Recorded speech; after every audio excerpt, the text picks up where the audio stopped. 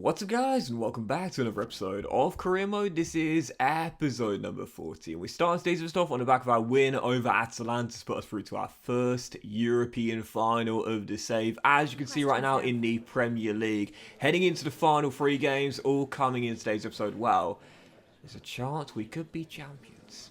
There's also a chance we could finish 5th. Yeah, it's been a really tight league campaign. And heading into the first game of today's episode, Liverpool away at Anfield. We know, realistically, we've got to win all three of our final games to somehow win the title. And Liverpool away, Manchester City away, and then our rivals Leicester at home.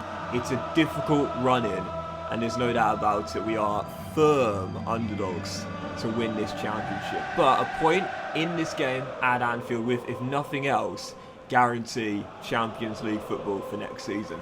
Two routes to get there: win the Europa League final against Inter Milan, or avoid defeat in this game here and we finish in the top 4. So Liverpool had to win this game. 7 points behind, 3 games to go. They need to win all 3 of their final games realistically due to the goal difference swing, and we'll need to lose all 3.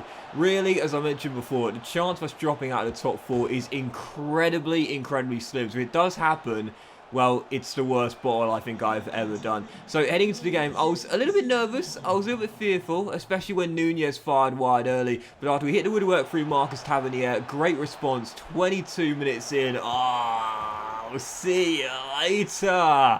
Virgil van Dijk.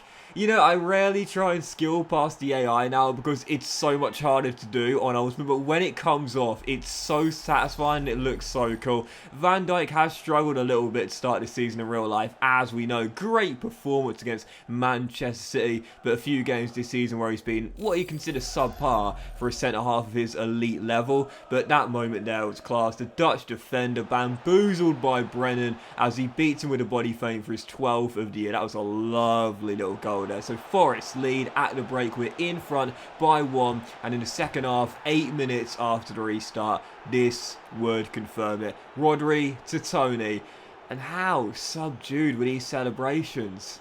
Really? Oh, mate, come on! We're turning up at Anfield. We're guaranteeing the top 4 and staying in the title race with 2.5 games to go.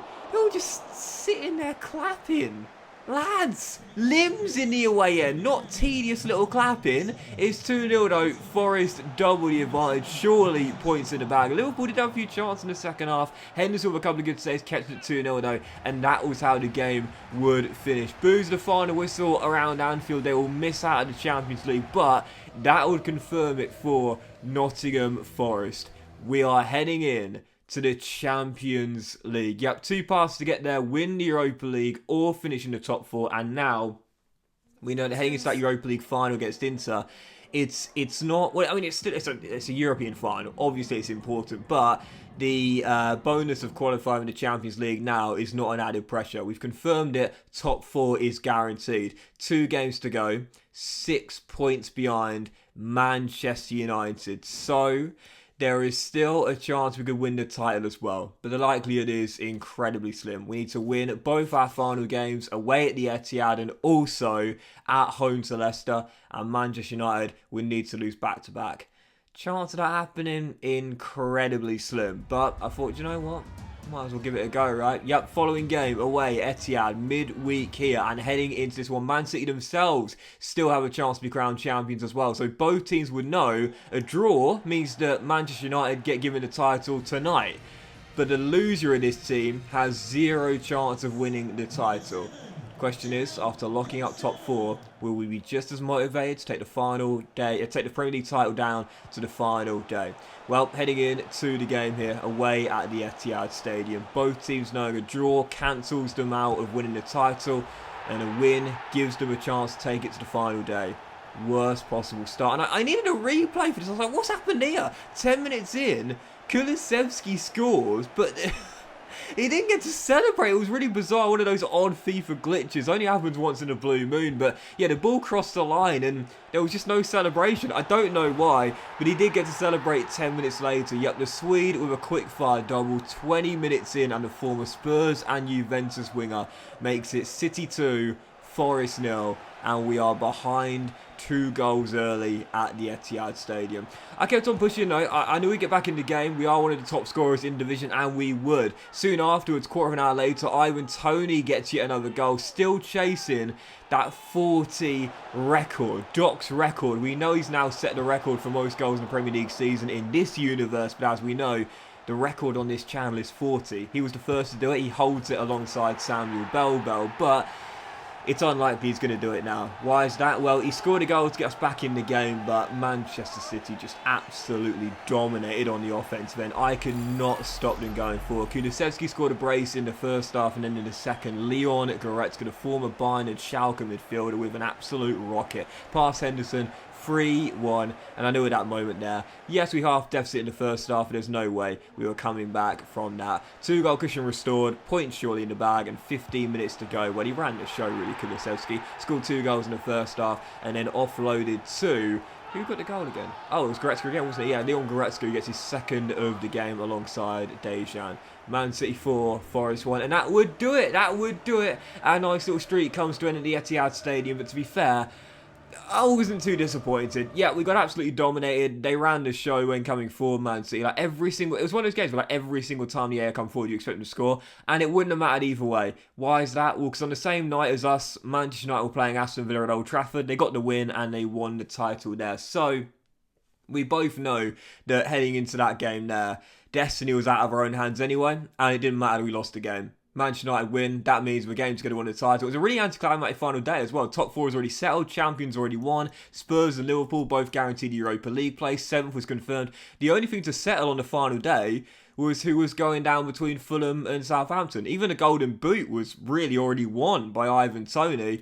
He needed 5 on the final day to get to 40. So I thought, even though we've got even though we've got Inter Milan on Wednesday night in the Europa League final, and even though this game is practically meaningless, obviously we could still finish in 3rd place if we won and Chelsea lost. I still played Toney. I still played him. I thought, if anyone can get 5 on the final day to get to 40, it's Toney. Why is that? Well, if you watch my Sheffield United career mode, you'll remember on the final day he scored 4 to reach 40 goals.